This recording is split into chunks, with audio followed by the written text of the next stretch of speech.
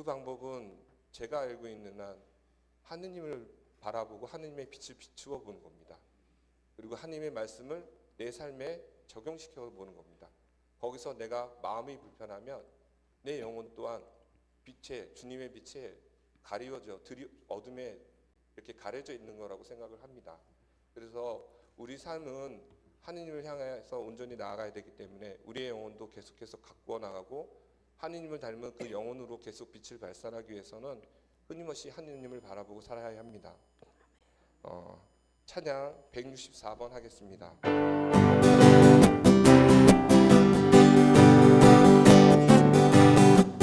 기도는 믿는 사람의 호흡과 같으니 믿음을 간직하려면 기도를 하여라.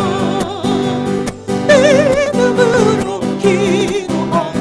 무슨 일이라 간절하게 구하여라. 다 얻으리라. 근심이 쌓인 이들은 기도에 힘쓰라. 모든 위로와 평화를 주께서 주시리. 믿음으로 기도하라. 무슨 일이나 간절하게 구하여라. 다 얻으리라. 기도는 모든 어려움 다 이기게 하리. 유혹을 당할 때 영혼을 구하리.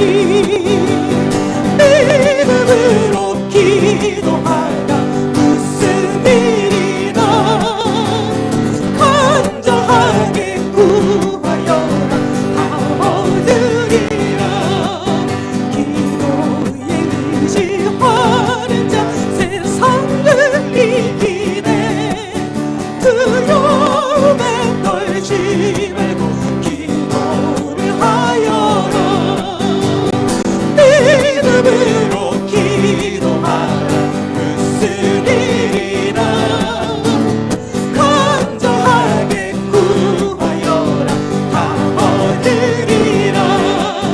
기도의 힘만 얻으며 못 이룰 것 없네. 하늘 보고 모든 축복 다 얻으리로다. 믿음으로 기도하라. 무슨 일이나 간절하게 구하여라. 다 얻으리라. 아멘. 오늘 강의는 예수님을 통한 구원이란 주제로 요셉 신부님이 오셨습니다. 뜨거운 사랑의 박수로 모시겠습니다. 사랑해요. 축복해요.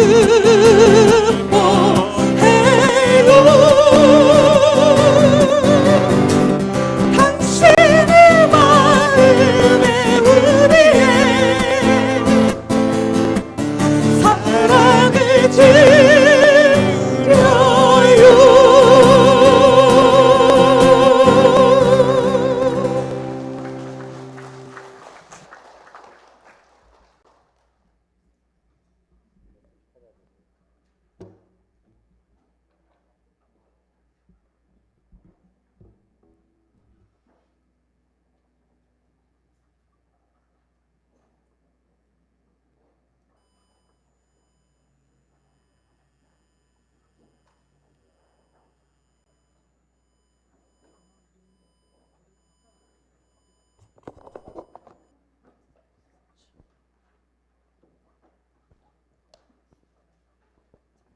참 예수님,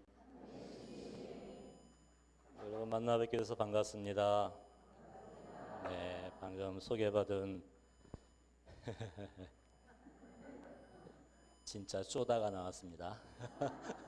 예, 강요셉 신부라고 합니다. 이름도 요셉이고 본명도 요셉이고. 참고로 말씀드리면 저 한국 사람입니다. 강의 끝나고 나면 오셔가지고 꼭 칭찬해 주시더라고요. 한국말 어떻게 잘하시냐고. 그래요. 이게 귀한 시간 마련해 주신 하느님께 감사드리고 또 이렇게 초대해 주신 본당 신부님과 봉사회에 다시 한번 감사드립니다. 성령 안의 생활 세미나 제2주 예수님을 통한 구원이라는 내용입니다. 교재 다 가지고 계시겠지만은 교재 내용은 제가 좀 정리를 해서 여기 PPT로 만들었으니까 교재 내용에 있는 것들이지만은 그냥 자연스럽게 앞에 보시고 하시면 좋겠습니다. 여러분 성경을 이렇게 접하실 때 요즘은 어떠십니까? 특별히 창세기부터 시작되는 창조 이야기 그리고 우리의 범죄 이야기 창세기 1장부터 4장까지의 그 내용을 현대인들은 이제 어떻게 받아들이고 있습니까?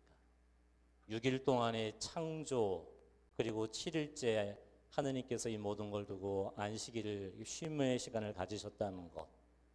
더 이상 이 세상의 과학 지식은 창조가 6일 동안 이루어진 것이 아니라는 것이 명확해졌지요. 성경이 우리 현대인들에게 다가오는 의미는 뭘까요? 어쩌면 일본의 그 가톨릭 문인이었던 엔도 슈샤코는 그에 져서 사회 부근에서 이 성서에 대한 이런 말을 이렇게 전해줍니다. 우리는 사실과 진실을 구별해야 합니다. 6일 동안의 창조 이야기와 선악과를 두어 벌어진 이야기는 성경은 우리에게 어떤 과학적인 사실을 전해주기 위해 쓰여진 것이 아니라는 사실이죠. 거기에는 진실이 담겨져 있다는 겁니다. 우리에게 전해주는 그 진실, 성경이 말하는 그 진실은 무엇이겠습니까? 그것은 인간은 완벽한 우주로서 우리는 창조된 존재라는 사실이죠. 우연히 이 세상에 생겨난 존재가 아니라 하느님께서는 사람을 어떤 우연히 이 세상에 떨어진 존재가 아닌 당신의 사랑을 담아낸 아름다운 그리고 우리는 육체와 정신과 영혼을 지닌 존재로서 신비로운 존재가 바로 인간이라는 것을 전해줍니다. 하느님에 의해 창조된 영혼, 그때 다른 식물들, 동물들은 하느님께서 말씀만으로 창조하셨지만 사람은 진흙으로 빚으신 다음에 특별히 당신의 숨을 불어 넣어 주셨다. 당신의 그 숨, 그분의 기운, 생명이 우리 안에 담겨져 있다는 것이죠. 사람은 단지 육신으로만 살아가는 존재가 아니고 우리 안에는 정신이라는 그런 내적인 세계가 있고 또 그 안에는 하느님이 주신 영혼을 지닌 존재라는 것입니다. 그래서 사실 범죄 이전에는 우리가 그 영적인 능력으로 이 영혼의 능력으로 살아가던 존재였지만 이 죄로 인해 그래서 우리 이 육체와 정신과 영혼의 이 조화를 가지고 살던 우리들이 이제는 영혼의 능력을 잃어버리게 된 것이겠죠. 그 영혼의 능력. 강의 시작하기 전에 잠깐만 간단한 테스트 한 가지만 좀 하고 시작을 하면 좋겠는데 형제님 좀 앞에 앉은 죄로 이쪽에 잠깐만 좀 나와주시겠습니까? 참석자세요? 봉사자세요? 네? 봉사자. 저 모르시죠? 예, 오늘 처음 만난 사람입니다. 그래서 오링 테스트라고 혹시 아세요? 손가락 이렇게 해가지고 한 손에 뭐 이렇게 하는 거 있잖아요. 왼손 잡이세요? 오른손 잡이세요? 오른손 잡고 동그랗게 한번 이렇게 만들어 보십시오. 같이 하셔도 좋을 것 같아요. 그래서 제가 형제님한테 어떤 말을 부탁을 할 거예요. 그 말을 좀 그대로 한번 따라서 한번 해보세요. 사랑합니다. 사랑합니다. 감사합니다. 고맙습니다. 제가 이 말을 하면서 이 형제님 기운이 얼마나 센가 한번 당겨볼 겁니다. 한번 그대로 꼭 쥐고 자 따라서 해보세요. 사랑합니다. 사랑합니다. 사랑합니다. 감사합니다. 감사합니다. 아유, 기운 세십니다. 아직 안 끝났어요. 똑같이 잡고 다른 말을 제가 부탁을 할 거예요. 그걸 또 따라하면서 한번 해보세요. 미워, 미워. 싫어, 싫어. 에이 짜증나, 아이 짜증나. 미워, 미워. 아 미워. 아 사랑. 에이 짜증나. 에이 짜증나. 다시 사랑합니다. 사랑합니다. 감사합니다. 감사합니다. 박수 한번 쳐주세요. 네, 고맙습니다. 저 뒤에 앉으신 분들 보셨습니까? 뭐 사랑, 감사 그런 긍정의 말을 했을 때 기운이 어땠어요? 굉장히 셌어. 아무리 당겨도 떨어지지가 않았죠. 근데 어떤 미워, 싫어, 짜증나, 아이고 죽겠네 그런 말을 했을 때 쩍쩍 벌어지죠. 예, 그 말은 내 육신이 영혼을 지배하는, 내 육신이 내 생각을 지배하는 거예요. 생각에서 내 육신에 영향을 받는 거예요.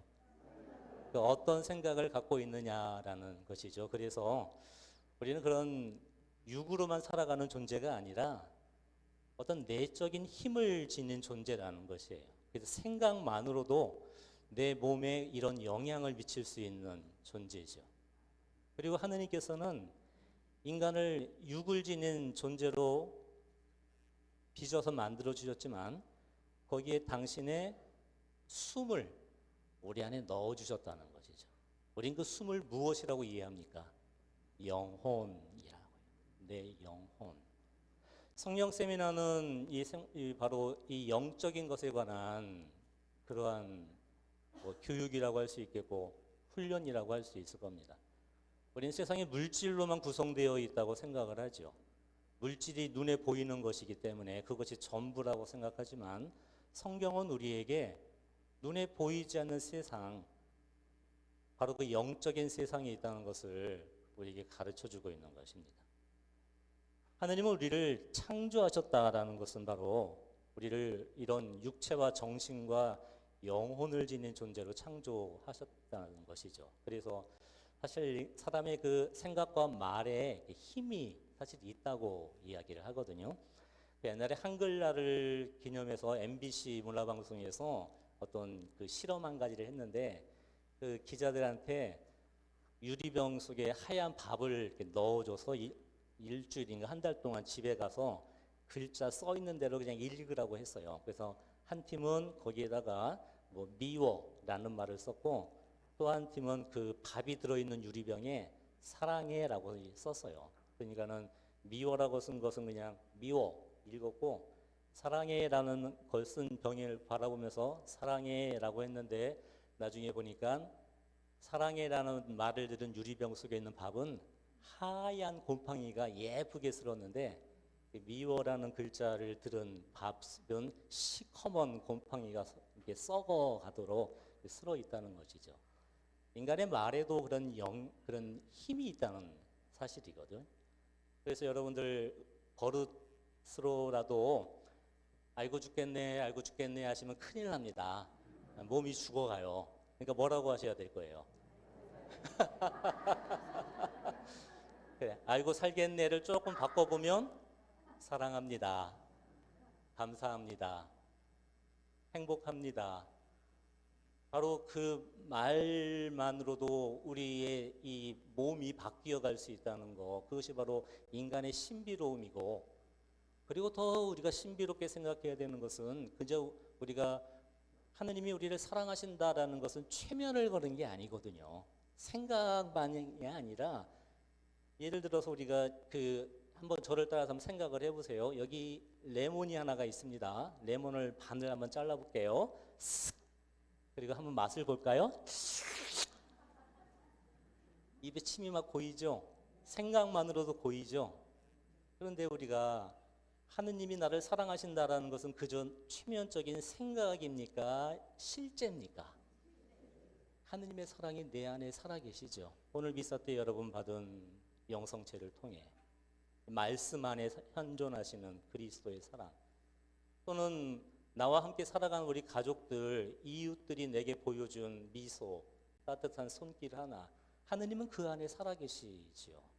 그러면서 우리는 이러한 육체만 가지고 사는 존재가 아니라 우리는 정신을 지니고 이 정신에 좋은 기운을 불어 넣어 주시는 하느님의 영, 성령을 입고 살아가는 존재가 우리들이라는 사실이죠. 성경은 우리에게 이 영혼의 하느님이 불어넣어 주신 숨, 히브리 말로 루하라는 그 숨이 내 안에 새겨져 있다는 것이에요. 근데 창세기 2장에 아담과 하와의 범죄로 어떤 결과를 빚어지게 되었느냐? 우리는 영혼의 이 숨이 멎어버리게 된 결과를 가져오게 되었다는 것이죠. 겉은 멀쩡히 살아있는데 숨 쉬지 못한 채 살아가는 우리들의 모습들이 참 많잖아요. 억울하고 답답하고 두렵고 정말 내 안에 숨이 막힌 채 살아가고 있는 것, 그것이 바로 죄가 만들어준 우리의 결과이고, 하느님은 이 완벽한 우주로서 육체와 정신과 영혼이 이런 균형 잡힌 존재로서 인간을 만들었지만 죄는 이 영혼에 상처를 입히고 우리 내적인 죽음을 가져오게 된다는 것이죠. 겉은 멀쩡히 살아 있습니다. 오늘도 일어나 밥을 먹고 길을 걸어가고 있습니다. 하지만 내 마음속에 나는 정말 살아있는가? 살아있지 못한 우리들의 죽음의 상태가 바로 있다는 것이 성경이 우리에게 말해주는 진실이죠. 그 죄는 잘못 사용된 자유의지로 빚어진 것이죠. 사탄의 유혹에 빠져서 원죄의 그 선악과를 따게 된 행동이 일어나게 되었지만 처음부터 행동이 일어난 것은 아니었죠. 보면 뱀이라는 존재가 그 하와의 손을 잡아 끌어서 선악과를 따게 만든 게 아니잖아요. 그 뱀은 맨 처음엔 어디에 접근을 하느냐? 하와의 정신에 접근을 하는 것이죠. 그래서 하느님이 내게 거짓말을 하는 것이다. 하느님은 네가 행복해지기를 원하는 것이 아니다. 그런 잘못된 생각에 어떤 결과가 빚어지냐면 교만이라는 잘못된 마음이 빚어지게 되는 것이고, 잘못된 마음에서 선악과를 따게 된 잘못된 행동이 일어나게 된 것이죠. 창세기 4장의 카인과 아벨의 이야기도 한번 생각을 해보세요. 카인은 어떤 죄를 지었습니까? 동생 아벨을 죽였죠. 살인죄가 갑자기 일어나는 게 아니잖아요. 살인이라는 죄의 원인은 어떤 마음으로 살인이 일어나게 된 것이었어요? 시기와 질투라는, 그 시기와 질투의 시작은 어디서 비롯되느냐? 성경에 보면 하느님이 아벨의 예물만 받으시고 카인의 예물을 안 받으시니 하느님이 차별해서 그런 거 아니냐라고 이야기할지 모르겠지만 창세기 4장에 이렇게 나옵니다. 하느님께서 카인에게 네가 잘못한 일이 없다면 왜 고개를 들지 못하느냐? 그 말은 하느님이 차별해서 예물을 안 받으신 것이 아니라 카인의 예물은 받아들여질 수 없는 어떤 잘못된 것이 있었다는 것이죠. 그렇게 보면 그 하느님 때문이에요? 자기 때문이에요? 그런데 카인은 자기 탓을 한 것이 아니라 하느님은 나를 사랑하지 않는다. 하느님은 동생만 사랑하신다. 이 잘못된 생각에서 시기와 질투라는 잘못된 마음이 비롯되는 것이고, 잘못된 마음에서 살인이라는 행동이 일어나게 된 것이죠. 우리의 모든 죄는 이러한 곳에서부터 시작이 되는 것입니다. 갑자기 내가 폭력적인 행동이 일어나는 것이 아니라 그런 행동의 원인은 우리들의 어떤 병든 마음이 있을 거예요. 그리고 그 마음이 병들고 잘못된 것의 시작은 우리의 정신. 사탄은 늘 우리의 정신에 접근을 하죠. 그래서 그 정신을 어지럽혀서 우리들의 마음을 혼란케 만들고 혼란한 마음으로 잘못된 선택을 하게 만드는 것이 악의 모습이고, 그것이 선악과 카인과 아벨의 이야기가 전해주는 진실이 바로 우리가 잘못 사용된 자유의지로 이 죄가 들어왔다는 것을 이야기해 주죠. 그것이 죄입니다. 죄는 생명의 근원이신 하느님과 우리를 단절시켜 버리죠. 그래서 죄는 단지 인간적인 실수 차원이 아닌 겁니다. 누구나 실수할 수 있습니다. 하지만 죄가 진짜 무서운 것은 그 죄는 하느님과 나의 관계를 단절시켜 버리기에, 그래서 하느님이 주시는 숨을 우리가 쉬지 못하는 것이죠. 그래서 우리가 숨 쉬지 못하고 있는 거예요. 내가 숨 쉬지 못하고 있기 때문에 답답한 거고, 내가 숨을 못 쉬고 있기 때문에 두려운 거고, 내가 숨을 못 쉬고 있기 때문에 우리가 이렇게 어지럽고 혼란스러운, 먹어도 아무리 먹어도 배가 부르지 않고 내가 아무리 많은 것을 가져도 행복해지지 않는 가장 큰 이유는 하느님, 생명의 근원이신 하느님과 우리가 죄로 인해 끊어졌기 때문에 그러한 것이죠. 로마서 3장 23절에 사도 바울은 모든 사람이 죄를 지어 하느님의 영광을 잃었습니다 라고 말을 합니다. 하느님이 주신 본래의 영광스러운 모습을 잃어버렸습니다. 그래서 고통과 실망의 쓴 잔을 맛보게 되었고, 그래서 이 현대는 죄의식을 상실한 시대라고 생각이 듭니다. 그래서 어떤 도덕적 불감증에 걸려 우리가 정말 이 죄를 피하고 하느님의 생명으로 나아가는 그러한 의식이 이제는 더 이상 찾아볼 수 없는 그러한 시대에 우리가 있는 것 같습니다. 죄는 인간을 부자연스럽게 만들죠. 죄는 고통이라는 이 멍에를 짊어지어주고, 그래서 우리를 두려움과 불안과 초조로 인해 기쁨과 평화가 깨어지게 만드는 그 이유는 바로 우리 안에 도사리고 있는, 그리고 내 안에 그런 영향을 주고 있는 그 악의 존재라는 사실이죠. 창세기 6장 5절부터 6절에 그러한 이 세상을 바라보시면서 하느님이 이렇게 탄식하시죠. 주님께서는 사람들의 악이 세상에 많아지고 그들 마음의 모든 생각과 뜻이 언제나 악하기만 한 것을 보시고 세상에 사람을 만드신 것을 후회하시며 마음 아파하셨다. 하느님은 우리를 완전한 존재로 창조해 주셨는데 우리의 잘못 사용된 내 의지, 내 뜻으로 이 세상에 병들어 있는 것을 보고 하느님은 마음 아파하셨다. 그것이 우리에게 전해주는 진실이죠. 로마서 1장 28절부터 32절에 이 죄에 빠진 인류를 이렇게 이야기합니다. 그들이 하느님을 알아보시려고 하지 않았기 때문에 하느님께서는 그들이 분별 없는 정신에 빠져 부당한 짓들을 하게 내버려 두었습니다.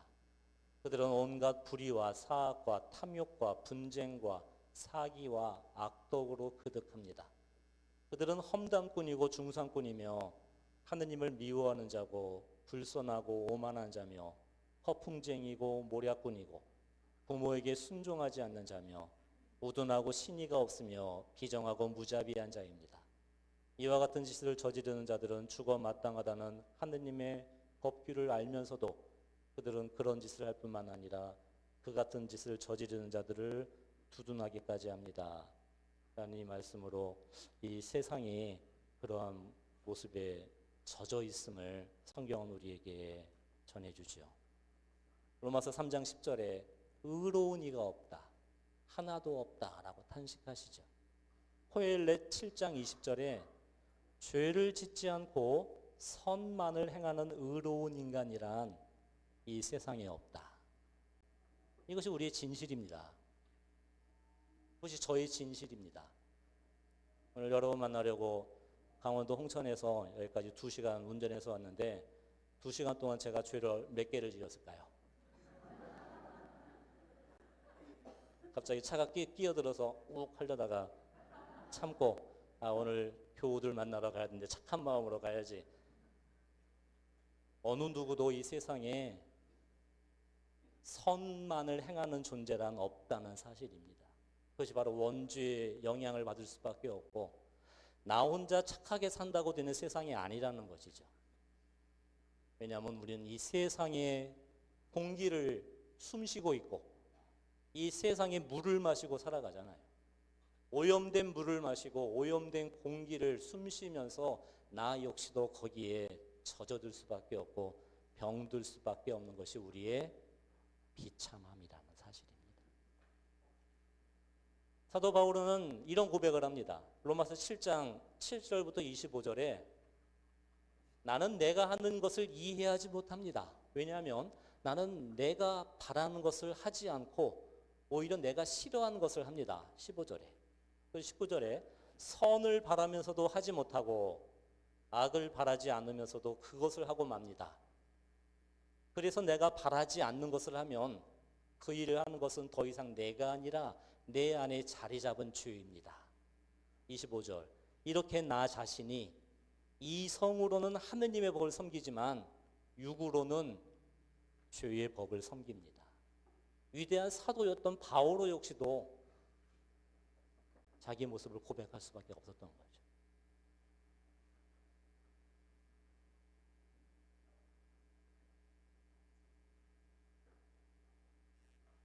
그러면서 바울은 이런 비참한 우리를 누가 구원해 줄 수 있겠습니까?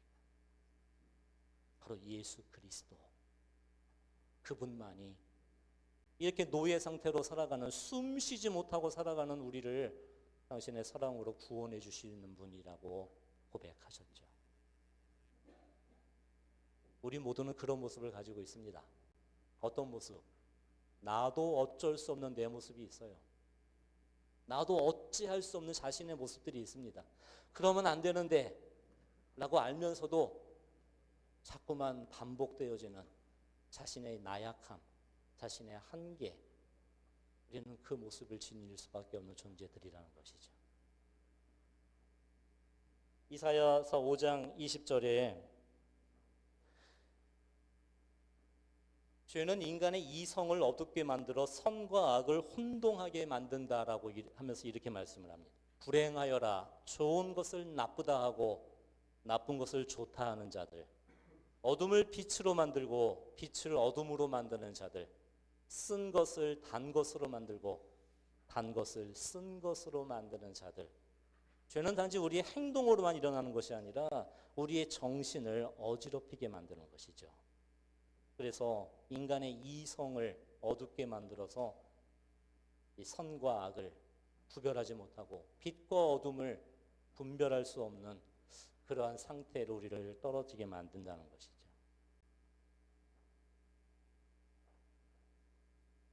죄가 정말 뭡니까? 죄의 속성은 우리를 노예로 만드는 것인데, 그리스 말로 죄는 아세베이아라는 단어입니다. 성경에 쓰여진 이 아세베이아라는 이 죄라는 단어의 뜻은 불경이라는 거예요.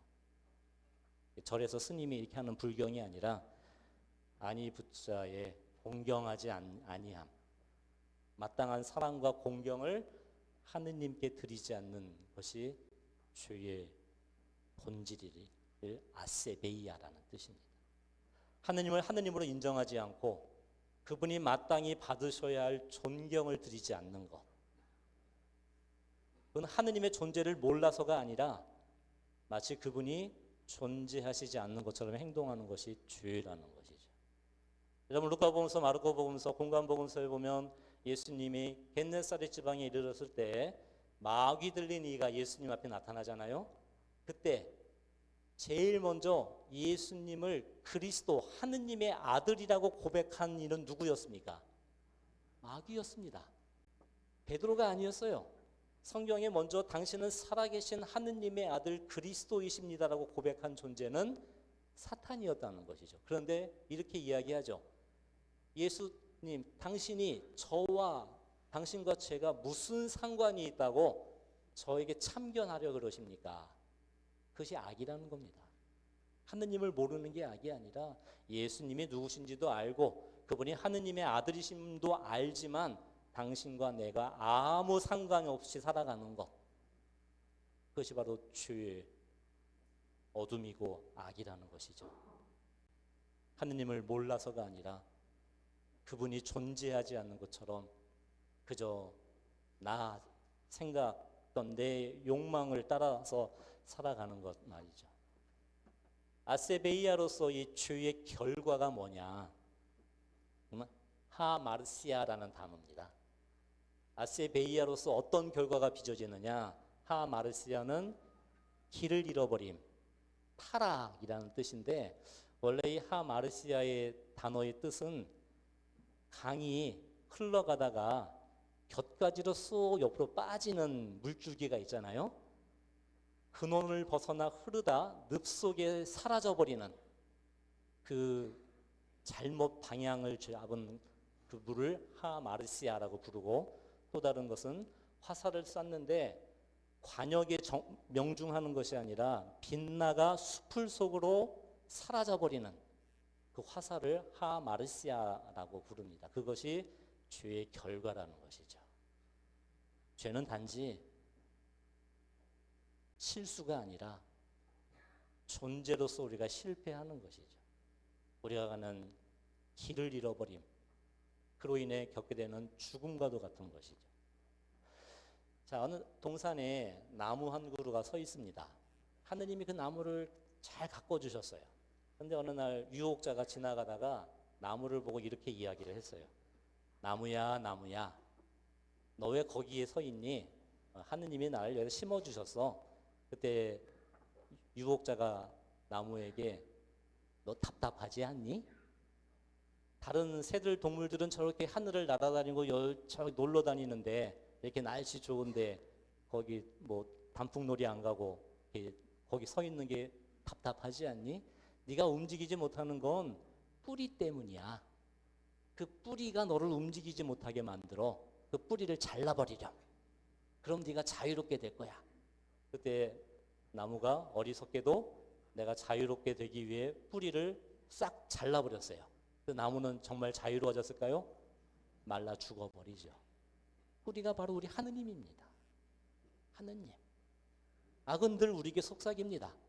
하느님 때문에 네가 행복하지 못하고, 하느님 때문에 내가 자유롭지 못하고, 하느님을 믿고 섬길 때 제약이 많고 해야 할 것도 하지 말아야 될 것도 너를 불행하게 만들 것이라고. 그때 우리가 죄의 본질은 나의 근원인, 내 뿌리인, 생명의 뿌리인 하느님을 없애버리려 하는 것. 그때 우리는 자유로워지는 것이 아니라 말라 죽어가는 그런 어리석은 존재가 된다는 것. 그것이 바로 성경이 우리에게 전해주는 진실이죠. 근본을 거부함으로써 죽음에 이르게 되는 철저한 실패입니다. 실수는 회복할 수 있지만 실패는 되돌릴 수 없습니다. 내가 아무리 외적인 것을 많이 가져도, 내 몸을 건강하게 만들어도, 이 세상에 많은 재산을 모아도 오늘 밤 내 영이 하느님께로 돌아간다면 이 모든 것은 험으로 돌아가 버리는 것이죠. 우리가 진정으로 사는 것, 그것은 우리가 인간으로서 육신만이 아니라 나의 정신과 그리고 내 안에 주어진 이 영혼을 돌보고 살아가는 법을 우리가 배워야 된다는 거죠. 배고프면 어떻게 하십니까? 밥 먹으면 되죠. 목마르면 물 마시면 돼요. 몸이 아프면 아유 잘하시네요. 이게 우리 몸을 잘 달보죠. 마음이 심심하면 여러분 뭐 하세요? 뭐 다 다르죠. 뭐 등산을 가시거나 운동을 하시거나 뭐 카페에 앉아서 차 한잔 마시면서 뭐 이렇게 하시거나 독서를 하시거나 우리 내적인 마음도 돌볼 수 있죠. 영혼이 배고프면, 내 영혼이 목마르면, 내 영혼이 외로우면, 내 영혼이 피 흘리고 있으면 그 영혼을 무엇으로 돌봅니까? 우린 영혼을 돌보는 법을 모릅니다. 그래서 아팠던 겁니다. 그래서 힘들었던 겁니다. 여러분이 그렇게 외롭고 힘들고 아팠던 게 돈이 없어서가 아니고, 그저 내 마음이 외로워서가 아니라 내 영혼이 죽어가고 있었기 때문에, 내 영혼이 배고파 있었기 때문에, 내 영이 어떤 것으로도 나를 채워주지 못했기 때문에 그래서 배고팠고 목말랐고 아팠던 것이죠. 그 영을 돌봐주시는 분, 바로 우리를 구원하시는 예수 그리스도. 우리는 그분을 통해 그분이 약속해 주신 성령을 받고 그분이 사랑하시는 생명을 다시 한번 내 영에 간직할 때, 그때 내 마음이 다시 살아나고 우리들의 몸이 다시 살아나게 되는 것이죠. 죄는 결국에는 우상 숭배죠. 자기를 숭배하는 겁니다. 자기 숭배, 이기주의에 기반해 있는 것이고, 우상 숭배는 결국 하느님께 영광을 돌리지 않고 언제나 자신의 영광을 구하는 것, 이것이 모든 죄의 본질이라고 할 수 있을 겁니다. 그때 우리는 은총을 상실하게 되죠. 은총은 하느님의 생명인데 그 은총을 상실할 때 내 영혼이 메말라가고 있었고, 그래서 우리는 다시 이 6주 7주 동안의 이 시간이 단지 우리 어떤 내 삶을 새롭게 만드는 그 시작을 우리는 하느님의 영을 마주하고 그 영에 대한 새로운 이해와 훈련을 우리는 시간을 통해 갖게 되는 것이죠. 사탄이라는 존재는 우리를 죄로 이끄는 영적 실제입니다. 에베소서 6장 12절에 우리의 전투 상대는 인간이 아니라 권세와 권력들과 이 어두운 세계의 지배자들과 하늘에 있는 악령들입니다 라고 이야기를 합니다. 물론 사람 사이에 다툼이 벌어지고 사람 사이에 분쟁이 일어나지만 우리를 이 다툼과 분쟁으로 이끄는 존재, 우리의 정신을 병들게 만들고 우리의 정신을 어지럽게 만들어 서로에 대한 미움과 증오만이 가득 차게 만들면서 그로 인해 전쟁과 테러로 여전히 이 시대에도, 지금 이 시간에도, 이 지구 한복판에, 그리고 우리 사회에도 이런 죽음이 우리 안에 머물러 있다는 것, 우리를 그 죽음으로 이끄는 존재가 있다는 것을 우리는 알아야 합니다. 사탄은 거역하는 자, 반역하는 자라는 존재죠. 루치퍼라는 그 사탄의 이름 있지 않습니까? 그는 원래 하느님이 천사와 마귀를 만드신 게 아니라 모두가 천사였다는 건데, 루치펠이라는 아름다운 천사가 있었다는 거예요. 그 라틴어로 어원을 보면 루치는 룩스, 빛이라는 뜻이고요. F-E-R, 페르는 나르다. 이제 자동차 나르는 배를 페리라고 하잖아요. 푸어는 이제 나르다, 빛을 나르는 존재였어요. 하느님의 빛을 이 세상에 전달해주는 참 아름다운 존재였는데, 근데 빛은 원래 누구 겁니까? 하느님의 것이죠. 근데 천사가 보니까 내가 빛을 내가 가지고 갈 수 있네? 그러면서 어떤 마음이 들었냐면 빛의 주인이 되고 싶었어요. 내가 이 빛을 소유하고 주인이 되기 위해서는 원래 주인이 사라져야 되잖아요. 하느님을 대적한 존재가 타락한 천사 루치펠, 사탄이라는 존재인 거죠. 단지 하느님께 반역한 것이 아니라 무시무시한 것은 하느님을 죽이려고 했었던 거예요. 하느님을 없애버리고 내가 하느님 자리를 차지하려 들었던 존재가 루치펠, 바로 거역하는 자라는 것이죠. 베드로후서 2장 4절에 그 천사들에 대한 이야기가 나옵니다. 하느님께서는 죄를 지은 천사들을 그냥 보아 넘기지 않으시고 어둠의 사슬로 지옥에 가두시어 심판받을 때까지 갇혀 있게 하셨습니다. 유다서 1장 6절에 자기 영역을 지키지 않고 거주지를 이탈한 천사들도 저 중대한 날에 심판하시려고 영원한 사슬로 묶어 어둠 속에 가두어 두셨습니다.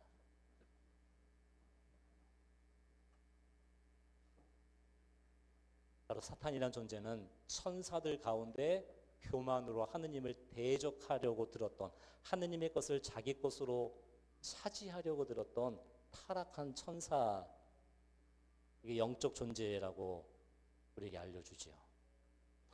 성 바오로 6세 교황님은 이렇게 말씀하셨어요. 악은 단순한 선의 결핍이 아니라 영적 실제입니다. 이 실제는 인간 삶을 부패시키고 타락시킵니다. 악은 단지 사랑이 없는 게 악이 아닙니다. 어떤 선이 부족한 게 악이 아니라 악이라는 실제가 있다는 것이고, 그 실제는 끊임없이 우리의 정신을 어둡게 만들고 우리 마음을 부패시키고, 그래서 우리의 삶을, 나의 행동을 죽음으로 이끌어가는 존재가 있다는 것.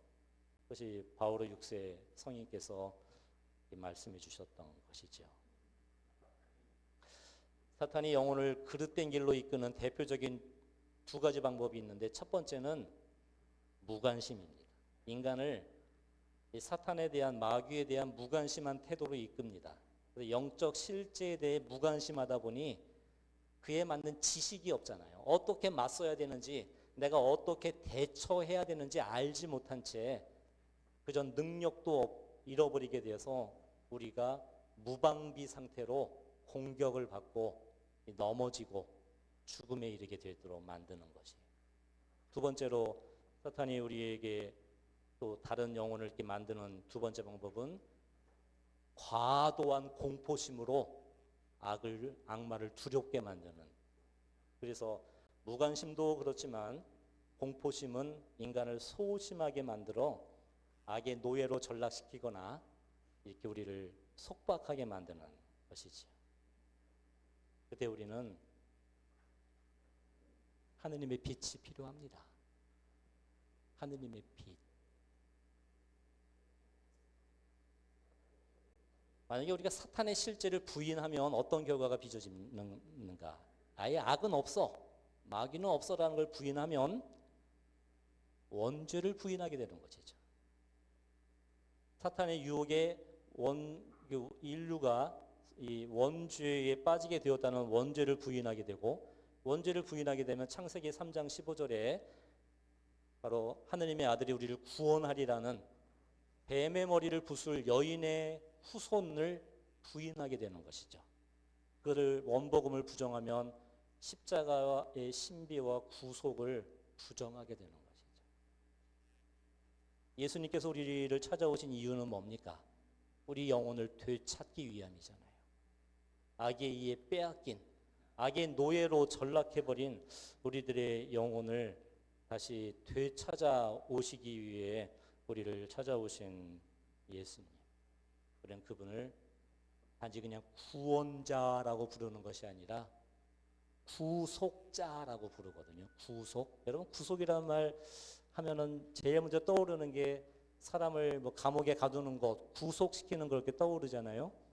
저희 수도원이 구속주회예요. 구속주회인데 1991년 한국에 진출해가지고 서울 그 남현동, 사당 사거리에 있는 남현동에 집 처음 얻어서 수도원 시작할 때 간판을 딱 걸었습니다. 구속주회. 다음 날 동네 파출소에서 경찰들이 왔어요. 띵동 하더니 여기 뭐 하는 데입니까? 정부 기관이에요? 누구를 구속시킵니까? 그래서 여기 천주교 수도원이라고 이렇게 설명해서 보냈는데, 우리가 잘못 알고 있는, 잘 모르는 구속이란 단어는 구할 구자, 구하다 할 때 구자에 속은 되사다, 속량하다, 속자인 거죠. 예수님이 우리를 어떻게 구원하셨느냐? 말씀만으로도 우리를 구원하실 수 있는 능력이 있으셨지만, 하느님의 구원의 방식은 내 죄로 인해 잃어버린 우리의 죄값을 예수님의 피값으로 당신의 목숨을 바쳐 우리를 되사오신 거죠. 죄라는 것은 우리가 악의 노예로 만들어버리는 겁니다. 죄는 우리를 마귀의 어떤 그런 소나귀에 들어가게 만드는 것인데, 예수님은 바로 우리 빼앗긴 그 영혼을 당신의 사랑의 값, 당신의 희생의 값을 치르고 우리를 다시 되찾아오셨던 그것이 바로 구속이라는 단어입니다. 전 세계에서 지금 몸값이 제일 비싼 축구 선수가 누굽니까? 잘 모르겠습니다. 메시인가요? 뭐 하여간에 몸값이 어마어마하죠. 여러분 연봉은 어떻게 됩니까? 여러분 몸값은 얼마입니까? 예수님의 목숨, 그분의 사랑값, 그 축구 선수들, 야구 선수들이 비할 수 없는 그 엄청난 값을 치르고 구원된 존재가 바로 나입니다. 우리 모두입니다.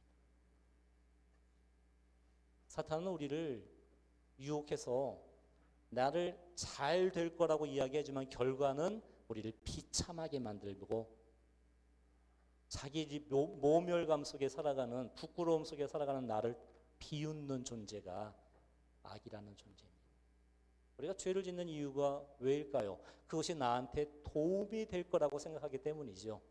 그것이 나를 위로해 줄 수 있을 거라고 생각하기 때문에 죄를 짓는 것이지, 죄가 나쁜 것인 것만을 알면서 죄를 짓는 사람은 아무도 없습니다. 그 죄가 나를 행복하게 만들어 줄 것이라는 이 유혹에 우리가 빠져들게 되는 것이죠. 하지만 결과는 우리가 전혀 행복하지 못한 것이죠. 예수님, 그 사랑 안에 여러분이 그토록 간절히 원하는 그 행복이 바로 그리스도 예수님 안에 있습니다. 그리고 그분은 바로 우리를 당신의 사랑의 값을 치러주시고, 조금 전에 여러분이 미사에 참여하실 때도 이 거룩한 제단에서 받아 먹어라, 너희를 위하여 내어줄 내 몸이다, 또 한 번 당신 자신을 쪼개어 주시고 나를 위한 희생 제물로 바쳐주신 바로 예수님의 사랑, 그 사랑의 값을 받은 존재가 우리들입니다. 그러니 여러분 스스로 자랑스러워 하셔도 됩니다. 내가 얼마나 귀한 존재인가를 의심하지 말아 주십시오. 내가 얼마나 귀한 존재인가, 하느님이 당신의 목숨을 바치면서까지 나를 구원하시려고 하셨던 내가 그토록 귀한 존재라는 사실, 내가 진정으로 나를 귀하게 여길 때 내 옆 사람을 귀하게 여길 줄 아는 거예요. 내가 나를 귀하게 생각할 때 내 옆 사람도 하느님께서 사랑하시는 존재라는 것을 우리는 기꺼이 받아들일 수 있게 되는 것이죠. 사탄은 존재합니다. 하지만 그 힘은 유한합니다. 사탄 역시 피조물에 지나지 않습니다. 우리가 잘못 생각하고 있는 것 가운데 하나는 하느님과 사탄을 동등한 위치에 놓고 생각할 때가 많다는 거예요. 그렇지 않습니다. 하느님이 계시고 어떤 악신이 있는 것이 아니라, 아까 말씀드린 대로 사탄의 시작은 뭐였다고요? 천사였습니다. 하느님이 창조하신, 하지만 천사들 가운데 하느님께 교만한 마음으로 대적한 타락한 천사들이 사탄이라는 것이고, 그래서 그 사탄 역시도 피조물에 지나지 않는다는 것입니다. 그는 우리보다 강한 존재지만 하느님한테 상대가 되지 않는 존재입니다. 로마서 8장 28절에 하느님을 사랑하는 이들, 그분의 계획에 따라 부르심을 받은 이들에게는 모든 것이 함께 작용하여 선을 이룬다는 것을 우리는 압니다. 그것이 하느님이 이루시던 구원의 방식이었습니다. 하느님은 완벽함으로 이 세상을 구원하신 게 아니었죠. 보면 예수님의 십자가는 우리가 보듯이 완벽한 형상입니까? 이해가 되지 않잖아요.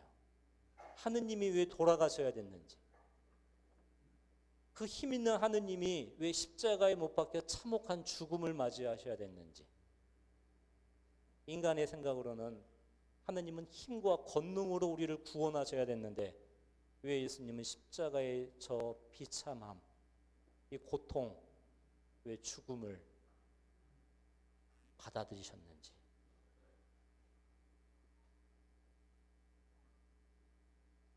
십자가에 예수님이 달려 계실 때 사탄은 의시됐습니다. 내가 이겼다. 예수, 당신은 패배했다. 내가 승리했다. 바로 그 순간에 예수님은 누구를 바라보셨습니까? 아버지 하느님만, 아버지의 사랑만을, 아버지의 뜻만을, 그리고 아버지의 뜻에 당신을 공헌하고 내어 맡겼을 때 그 마지막 결과를 하느님 부활이라는 승리로 이루어 주셨죠. 비록 우리들의 삶도 마찬가지일 겁니다. 내가 걸어온 인생길, 어느 누구도 완벽하게 살아왔다고 자신할 수 없습니다. 저 역시도 많이 넘어졌고 진탕에도 빠지고 가시덤불에 옷도 찢어져 버리고 돌밭에도 굴러보고 그러면서 허덕허덕하며 이곳까지 온 존재가 바로 저의 모습이고 우리 모두의 모습입니다. 그 모습으로 하느님 앞에 갔을 때 하느님께서 우리가 하늘나라에 갔을 때 주님은 나를 보고 너 왜 옷이 이렇게 찢어졌니? 너 왜 옷이 이렇게 더러워졌니? 너도 옷에 뭐 묻었니? 하고 우리를 야단치실 하느님이시겠어요? 뭐라고 하시겠을까요? 저는 이렇게 믿습니다. 애썼다. 수고했다. 잘 참느라고 고생했다.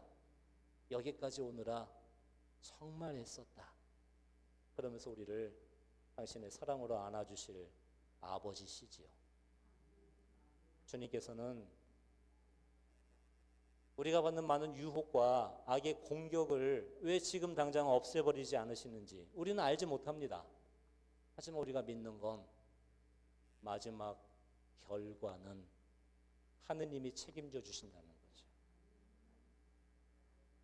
마지막에 마침표를 하느님이 찍어 주신다는 거예요. 세상 모두가 나를 박수 쳐주고 나를 부러워하고 나에게 칭송을 기울인다 해도 하느님이 마지막 마침표로 그게 아니다 하시면 내 모든 게 아닌 게 되어버리죠. 내가 세상에서 버림받는 것처럼 느껴지고 외롭고 힘들고 고통 속에 허덕이며 살아왔더라도 그 마지막 마침표를 하느님이 그렇다 해주시면 그 모든 게 그렇게 되는 것이죠. 하느님을 사랑하는 이들, 그분의 계획에 따라 부르심을 받은 이들에게는 비록 우리의 죄와 상처들이라 할지라도 그 모든 것이 하느님께 대한 믿음 안에 마지막 결과를 하느님은 선을 이루시는 분이심을 예수님의 십자가는 우리에게 증거해 주고 있는 것이죠. 그것이 우리들의 삶의 모습이기도 하죠. 여러분 자신 자책하지 마십시오. 수고하셨습니다. 여기까지 온 것만 해도 잘하셨어요. 잘하셨어요. 잘 오셨어요. 이제 예수님 만나 우리는 더 힘있고 아름답게 그리고 그분의 도움으로 지금까지 혼자 견디느라고 얼마나 힘드셨어요. 혼자 견디느라. 그걸 나 혼자 해결해 보려고 얼마나 아팠어요. 이제는 예수님과 함께 그분이 가르쳐주는 방식으로 그분의 은총의 힘으로 이제 나와 함께 하자라고 우리를 이곳에 불러주신 것이고 그래서 우리에게 가장 좋은 선물 우리가 창조 때 받은 그 숨결 하지만 내가 잃어버린 죄로 잃어버린 숨결을 예수님은 다시 우리에게 불어넣어 주실 거예요. 여러분 요한복음 20장에 제자들이 부활하신 예수님 만날 때 그들이 두려워서 문을 걸어 잠그고 있었죠. 근데 예수님이 어떻게 들어오셨어요? 그냥 들어오셨어요.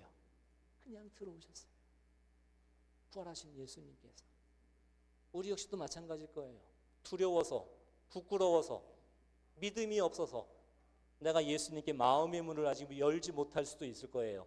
하지만 두려워하지 마세요. 예수님은 이미 내 마음속에 들어오셨어요. 그리고 제자들에게 뭘 주셨어요? 숨을 불어넣어 주시며 성령을 받아라라고 말씀해요. 부활하신 예수님이 주신 그 숨은 창조 때 하느님이 주신 숨과 같은 숨이에요. 루하. 그런데 죄로 인해 죄는 아까 숨 못 쉬는 거라고 말씀을 드리지 않았습니까? 죄로 인해 숨 막힌 채 살아가는 우리들에게 죄를 이기신 그리스도 예수님은 당신의 숨 쉬지 못하고 있는 제자들에게 우리들에게 불어넣어 주시고 있는 거죠. 그래서 우리가 이 모습으로 여기까지 올 수 있었던 비밀이 바로 거기에 있었어요. 우리 모두가 죄를 지었고 우리 모두가 고통 속에 살아오면서도 여기까지 살아남을 수 있었던 우리가 생존할 수 있었던 것은 끊임없이 내 안에 찾아오신 부활하신 예수님께서 내가 잃어버린 숨을 나에게 불어넣어 주셨기 때문이죠.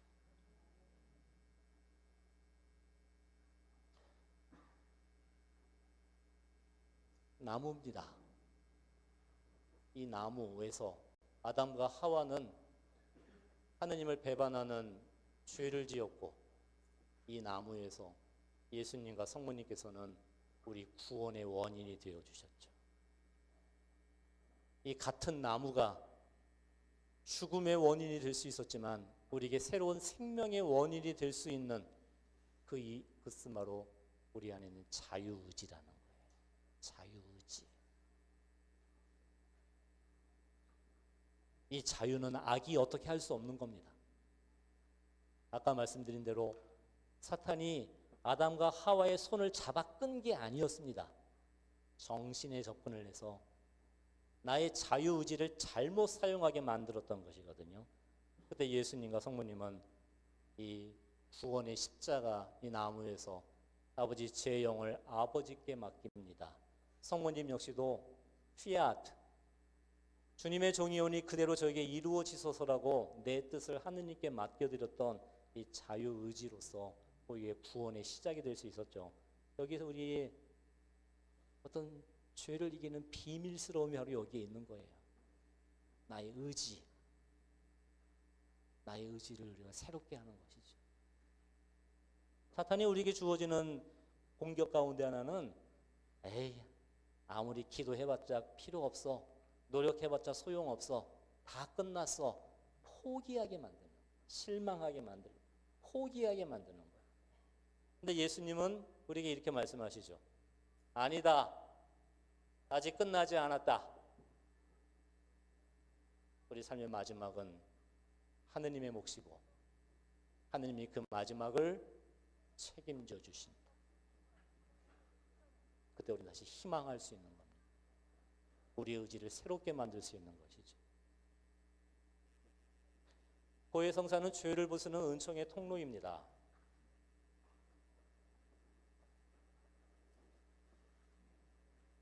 고해성사,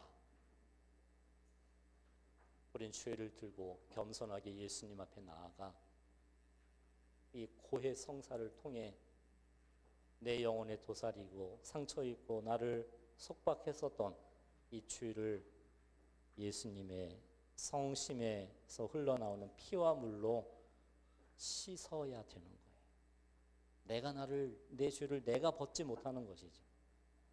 창에 찔린 심장, 병사 하나가 그분의 옆구리를 찔렀을 때 피와 물이 흘러나왔다라는 요한복음서의 증언은 피는 그분의 생명을 나타내는 것이고 물은 영을 나타냅니다. 나에게 주어진 새로운 영, 새로운 생명이 주어지는 자리가 창에 찔리신 예수 성심, 그분의 늑방에서 우리에게 새롭게 흘러나오게 되죠.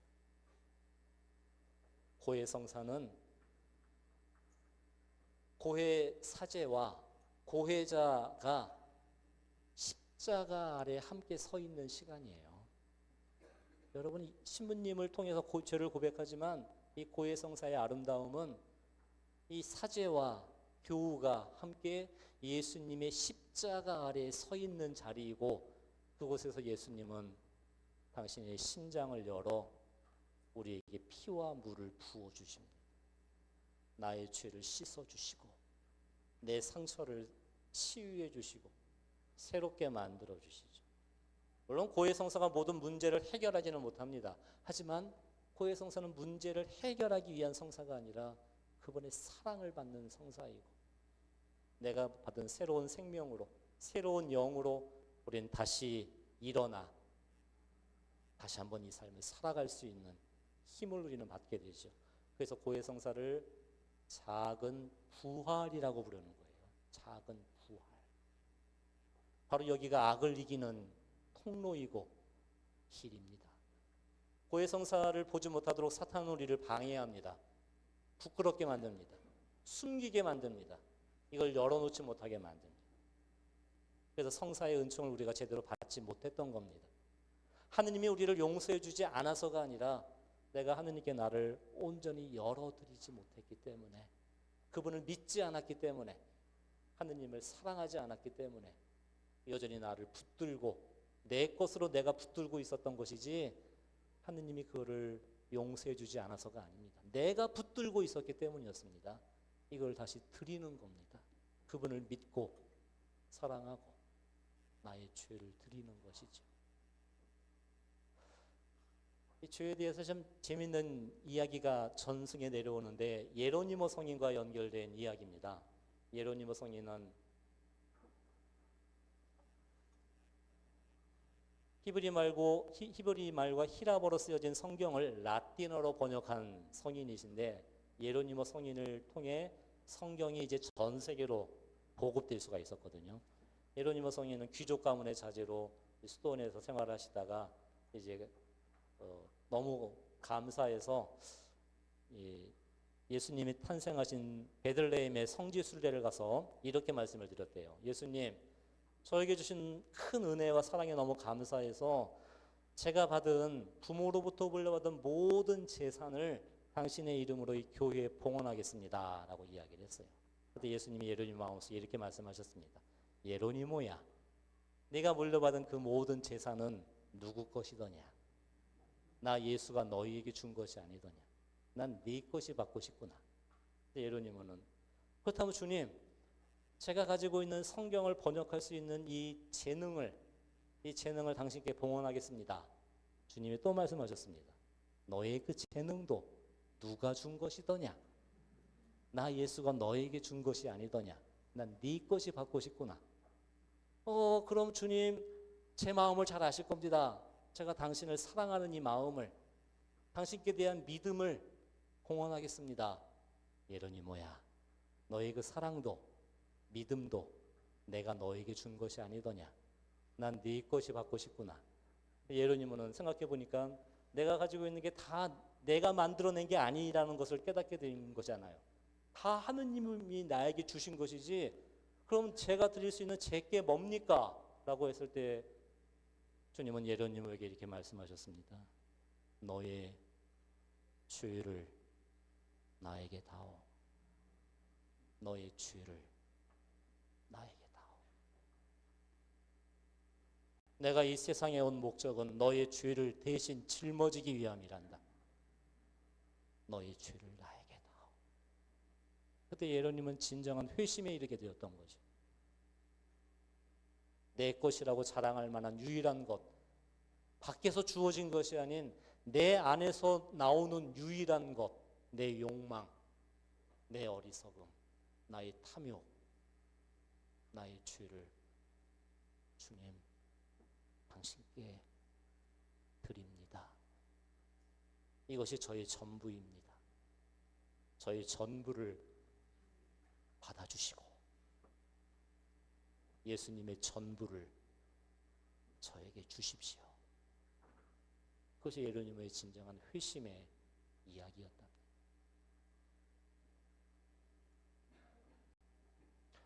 고해성사는 주님께서 우리를 판단하시고 야단치시는 자리가 아닙니다. 나의 전부를 받기 원하고 계시는 분입니다. 나의 전부를. 나는 내 말과 행동을 고백하지만 주님은 내가 그 말을 하고 그런 행동을 하게 된 내 마음을 헤아려 보시고, 그리고 그 마음을 당신의 사랑으로 안아주실 따름입니다. 그래서 악은 우리가 이 고해성사의 신비 속에 들어가지 못하게 방해하는 겁니다. 두려움, 부끄러움, 주저함.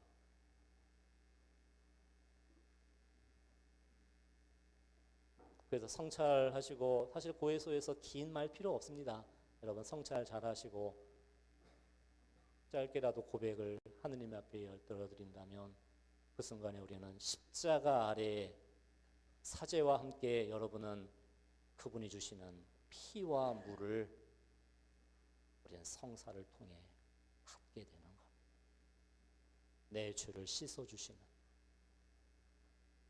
내 영의 상처를 당신의 사랑으로 치유해 주시는 새로운 생명과 영을 우리 고해 성사를 통해 받게 되는 것이죠.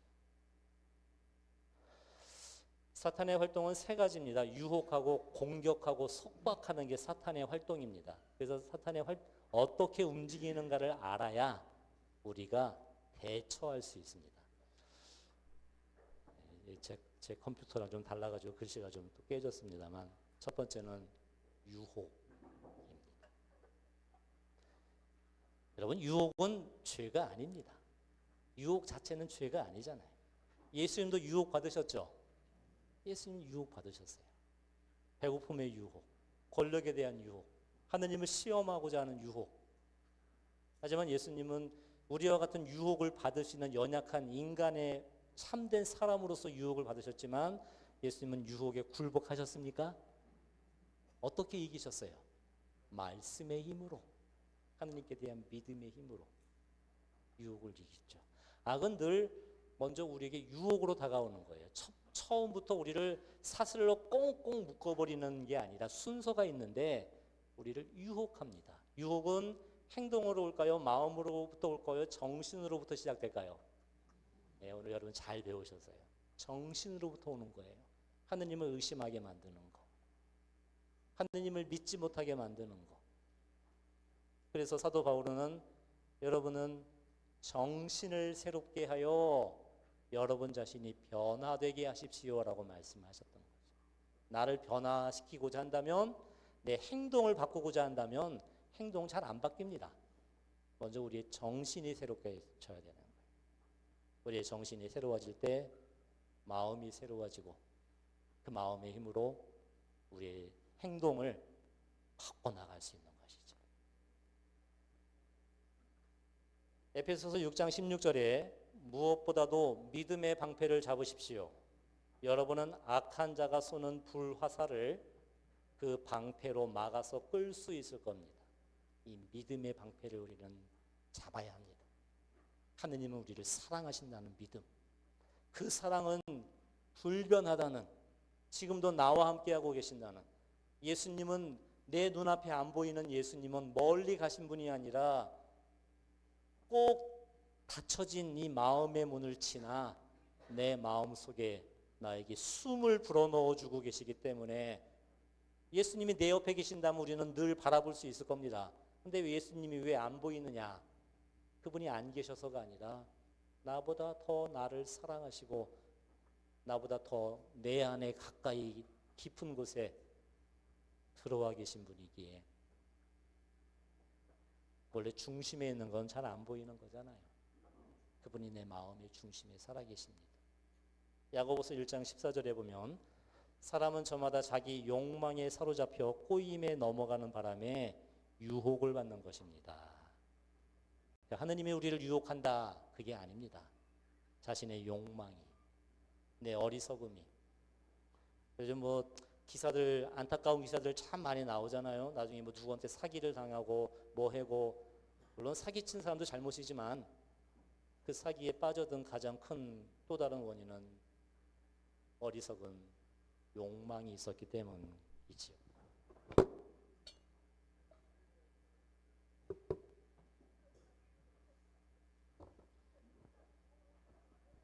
유혹 후에 사탄은 우리를 이제 공격을 합니다.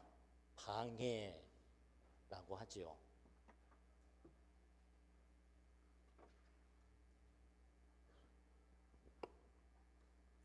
특별히 인간의 마음을 실망으로 넘어뜨리는 것이 마귀들이 노리는 것이거든요.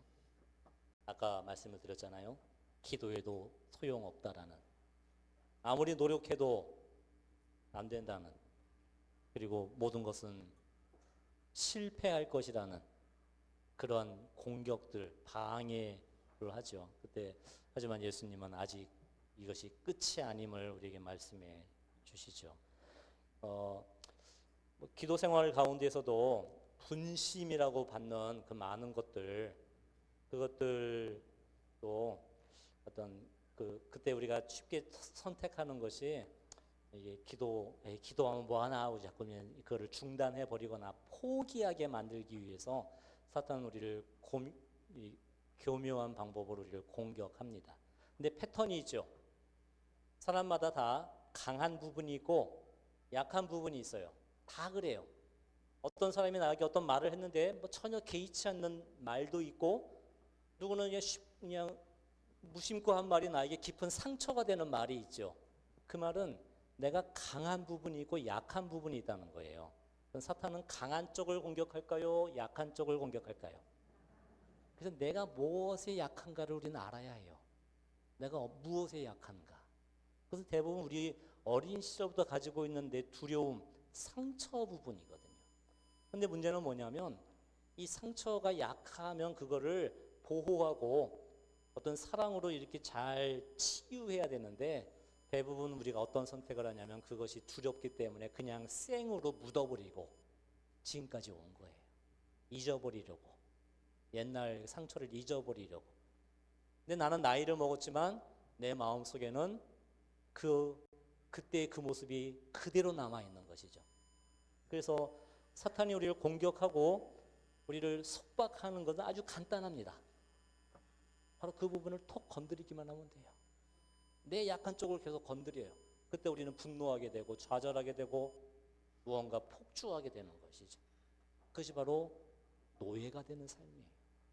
악의 노예가 되는 삶.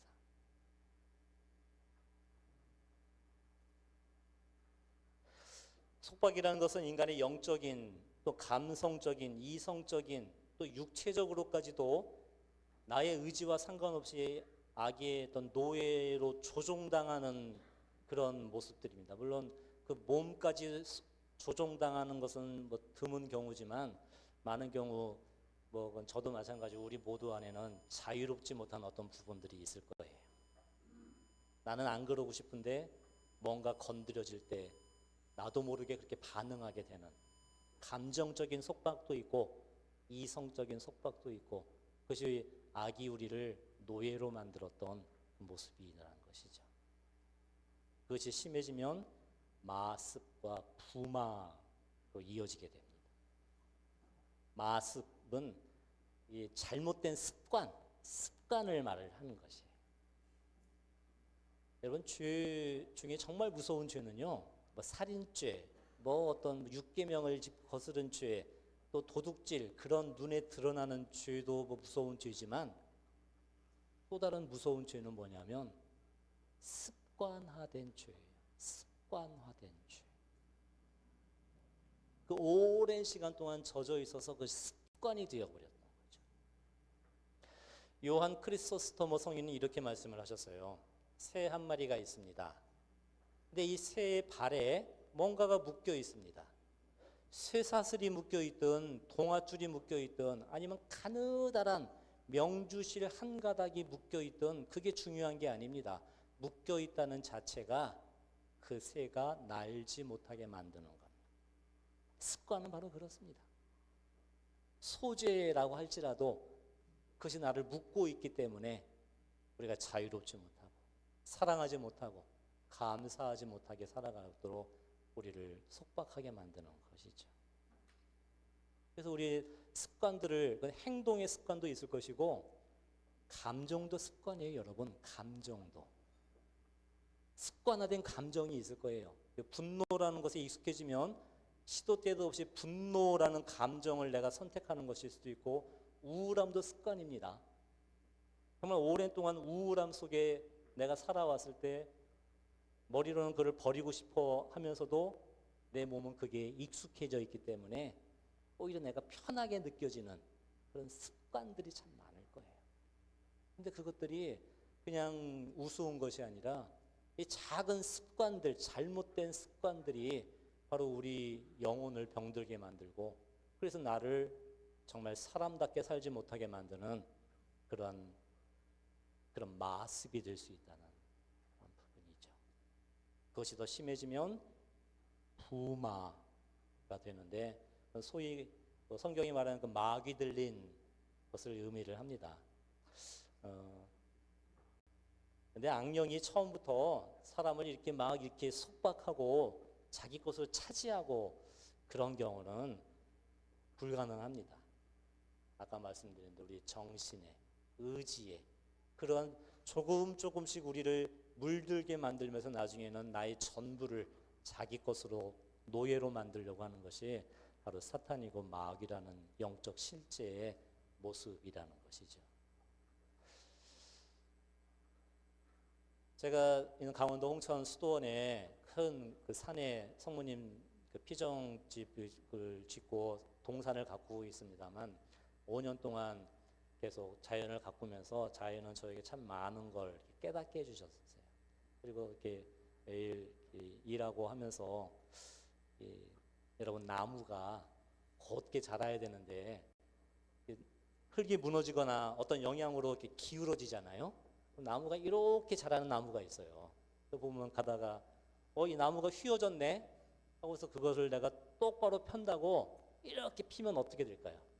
부러져 버려요. 10중 8구 부러져 버립니다. 그래서 나무를 세우는 것은 하루아침에 누운 게 아니거든요. 오랜 시간 누웠기 때문에 조금씩 지지대를 세워주면서 이게 똑바로 설 수 있도록 세워줘야 돼요. 우리 마음도 그래요, 여러분. 우리 마음도. 내 마음에 그런 습관들이 하루아침에 만들어진 것이 아니라는 거예요. 오랜 시간 동안 내가 잘못 선택하고 오랜 시간 동안 내가 젖어 있었기 때문에 그거를 조금씩 세워야 되는 인내가 필요하고 믿음이 필요해요. 그리고 더 중요한 건 그를 내 힘으로 바로 세울 수 없다는 것을 우린 겸손하게 고백하고 누구의 도움을 청해야 되겠어요? 예수님께. 그분이 주시는 사랑으로, 그분이 주시는 성체 성사로, 고해 성사로, 특별히 마련하신 이 성령 세미나의 은총으로 우리가 다시 나를 바로 세울 수 있는 그 시간으로 우리가 함께 초대를 받은 것이겠죠. 습관화된 죄를 한번 생각해 보세요, 여러분.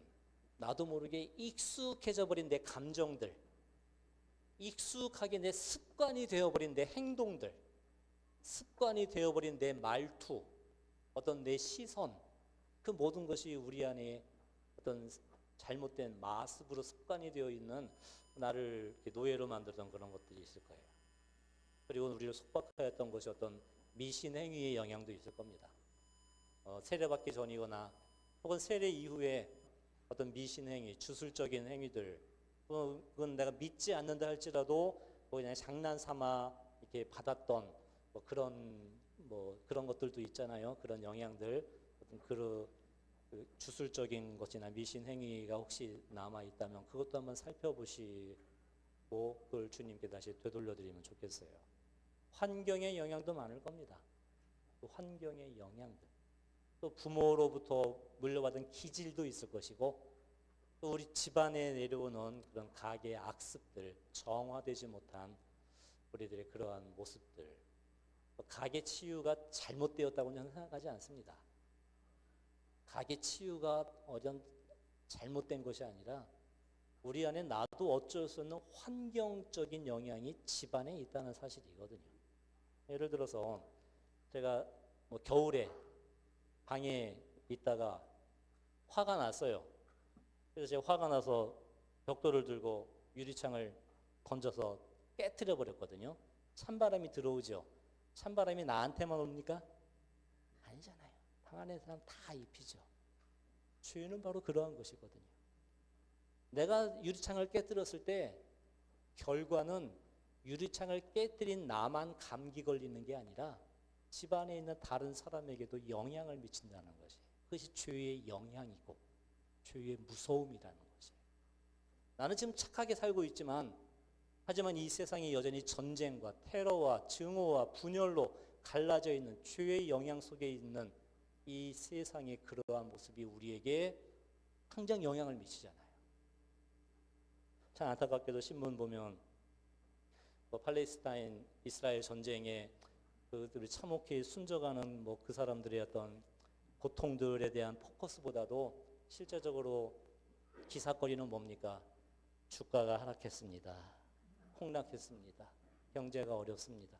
물론 그것도 현실입니다만 그러한 모습에서의 이 세상을 바라볼 것이 아니라 죄가 우리를 어떻게 만드는가, 죄로 물든 이 세상이 한 사람의 죄가 다른 사람들에게 어떤 영향을 미치는가, 나의 잘못된 선택이 나만 힘든 게 아니라 나와 함께 살아가는 이 방 안에 있는 모든 이에게 찬바람을 불러일으켰던 바로 그 모습을 우리는 다시 한번 바라보아야 하는 것이겠죠. 여기에 또 다른 희망이 있습니다. 아담과 하와 한 사람의 불순종으로 모든 이가 죄에 빠졌지만 새로운 아담, 새로운 사람인 그리스도의 순종으로 우리 모두가 구원에 이르게 되었다고 말씀을 하잖아요. 오늘 성경은 우리에게 권고하는 겁니다. 여러분이 그 한 사람이 되어 주십시오. 여러분이 믿음으로, 그리스도에 대한 희망으로, 예수님께 대한 사랑으로 죄를 이기는 그 한 사람이 되어 달라고 성경은 우리에게 이야기하고 있는 것이죠. 사랑만이 치유제입니다. 사랑만이 우리를 자유롭게 만들어줍니다. 마귀를 쫓아낸다고 편태하고 때리고 두들겨 팬다고 마귀가 나가는 게 아닙니다. 사랑만이 그 영혼을 되찾을 수 있고, 그 사랑만이 죄로 병든 우리를 치유시켜 줍니다. 예수님은 그래서 우리를 만나 주십니다. 당신의 사랑으로 우리를 안아주십니다. 나는 죄를 고백하지만 그 죄를 단죄하심이 아니라 그 죄로 인해 상처 입은 나를 안아주십니다. 그러면서 제가 깨달은 게, 제가 사람들을 바라보며 내가 너무 문제만 바라보고 있었구나라고 생각이 들었어요. 문제. 여러분들 자녀들의 문제, 남편 문제, 아내 문제, 내 문제를 많이 바라보잖아요. 우리가 그 문제만을 바라볼 때 정말 중요한 걸 놓치게 됩니다. 사람. 그 문제 속에 아파하는 그 사람, 그 문제를 갖고 힘들어하는 그 사람, 그 문제 속에 두려워하고 있는 그 사람을 우리가 놓치고 있었던 것이죠. 자녀들 문제를 해결해 준다고 노력했지만 그 문제를 해결하고자 노력하면서 가장 중요한 내가 그 사람을 바라보지 못했다는 거죠. 예수님은 우리를 사랑하십니다. 우리의 문제를 풀어주려고 오신 분이 아니라 그 문제에 아파하며 두려워하고 생명을 잃어버린 나를, 그 나를 바라보시는 주님. 그리고 그분은 내 문제를 건드리시는 것이 아니라 바로 그 나 자신을 예수님은 바라보고 계십니다. 이분은 하느님의 어린 양이셔요. 보라, 하느님의 어린 양, 세상의 죄를 없애시는 분이시다. 세상의 죄를 없애시는 분이시다. 그 없애다라는 단어는 아이레인이란 단어입니다. 성경이 말하는 없애다, 그 죄를 어떻게 없애주셨느냐? 이 아이레인이라는 뜻은 대신 짊어지다.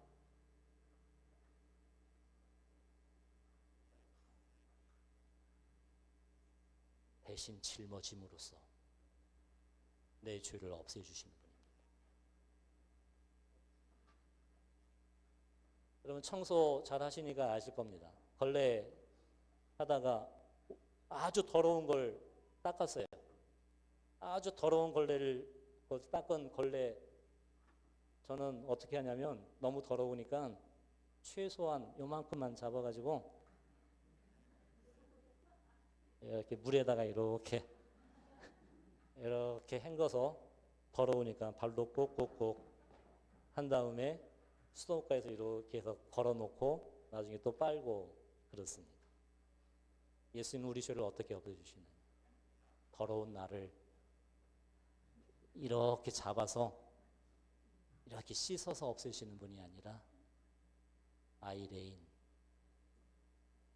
나를 끌어안아 주셔서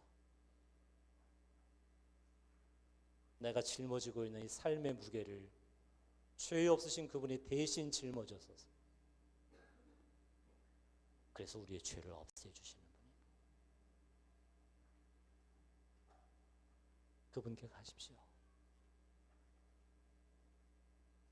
나를 무겁게 누르고 있었던 내 삶의 무게들, 나는 행복해지기 위해 선택했었는데, 자유롭고 싶어서 선택했었는데 그 결과가 불행이었고 속박이었던 나의 죄를 들고 그분께 나아가십시오. 아니, 나아갑시다. 저도 나아가야 됩니다. 저 역시도 그분 앞에 나아가 나의 죄를 받아주시고 나를 당신의 사랑으로 내 등에 짊어지고 있었던 이 죄의 무게를 대신 짊어져 주시기를 예수님은 기다리고 계시고 우리를 원하고 계십니다. 동방의 응수자들은 사탄의 유혹을 물리치는 가장 좋은 방법은 움직이지 않은 채로 있는 것이다 라고 이야기합니다. 도망치거나 물러서지 마시고 내가 유혹을 받는다고 느껴질 때, 내 가장 약한 부분이 또 공격당한다고 느껴질 때 나를 지켜줄 다른 곳을 찾아 헤매지 마시고 움직이지 않은 채로 그 자리에 머무르십시오. 이 순간에도 하느님이 나와 함께 하신다는 믿음을 잃지 마시고 바로 예수님께 그 모습을 드리십시오. 우리는 자신이 가지고 있는 힘을 믿어서는 안 됩니다. 나를 믿지 마십시오. 내가 믿어야 되는 것은 내 안에 계신 하느님을 믿어야 합니다. 그러니까 내가 나 자신을 믿고 신뢰한다는 건 인간적인 능력을 믿어서는 안 됩니다. 큰 코 다칩니다. 나의 부족함과 가난함과 죄 속에도 예수님이 나와 함께 계심을 믿을 때, 그때 예수님과 함께 가난하고 약한 나를 다시 안아줄 수 있고 만날 수 있습니다. 오히려 나는 죄인이기 때문에 하느님께 더욱 의존해야 한다는 사실을 겸손하게 인정하고 주님께 나아갑시다. 로마서 8장 39절에 바울은 이렇게 고백합니다. 나는 확신합니다. 죽음도 삶도 천사도 권세도 현재의 것도 미래의 것도 권능도 저 높은 것도 저 깊은 것도 그 밖에 어떠한 피조물도 우리 주 그리스도 예수님에게서 드러난 하느님의 사랑에서 우리를 떼어 놓을 수 없습니다. 바울 사도가 이 고백을 한 건 모든 게 잘 나가는 영광스러운 순간에 쓰여진 서간이 아닙니다. 로마의 수인으로 붙잡혀 있었을 때, 옥에 갇혔을 때, 모든 것이 중단되었을 때, 그런 시련과 고통 속에서도 바울 사도가 위대하게 외쳤던 것, 그 어떠한 시련도 권능도 예수님에게 드러난 하느님의 사랑의 소리를 떼어 놓을 수 없다고 우리에게 고백하고 권고했었던 분입니다. 주님의 십자가 앞에 다시 나아가 기도하고 그분의 자비를 청하고 주님께서 나를 안아주시고 내 죄를 대신 짊어지어 주셔 우리가 자유로워질 수 있도록 함께 기도합시다. 그것이 우리가 함께 기도하고 그 예수님 앞에 우리가 함께 나아가는 그 모습일 겁니다. 오직 하나, 주님께 드릴 수 있는 내 것, 나의 죄밖에 없는 우리들. 하지만 그 죄를 주님 앞에 고백하고 열어드릴 때 주님은 나의 전부를 받아주셨듯이 여러분에게 당신의 전부를 안겨주실 겁니다. 내게 손을 내밀고 계시는 주님께 다시 한번 나아갑시다. 그리고 저는 이제 강의 마치고 이제 돌아가지만 수도원에서 또 여러분 좋은 성령의 열매 거두시고 은총의 시간 되시기를 기도로서 응원하겠습니다. 예, 잘 하시고 감사합니다.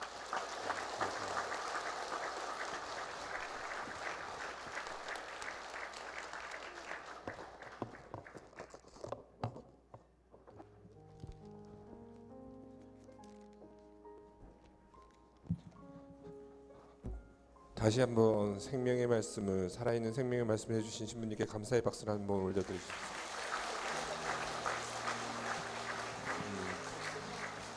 지금부터 이제 그룹 대화 시작을 하겠습니다. 그 전에 공지사항으로 새로 신청하신 분들은 뒤에 명단이 있습니다. 명단을 좀 확인하시고요. 3시부터 그룹 대화를 시작하겠습니다. 그리고 3시 50분에 다시 대성전에 모이겠습니다. 지금 자리 이동해 주시기 바랍니다.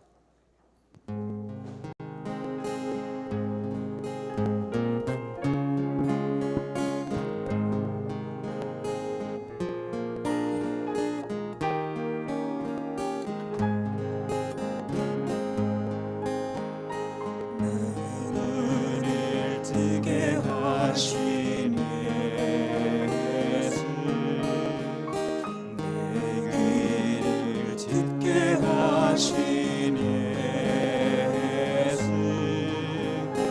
내 입을 열게 하신 예수 나는 세상 찾아내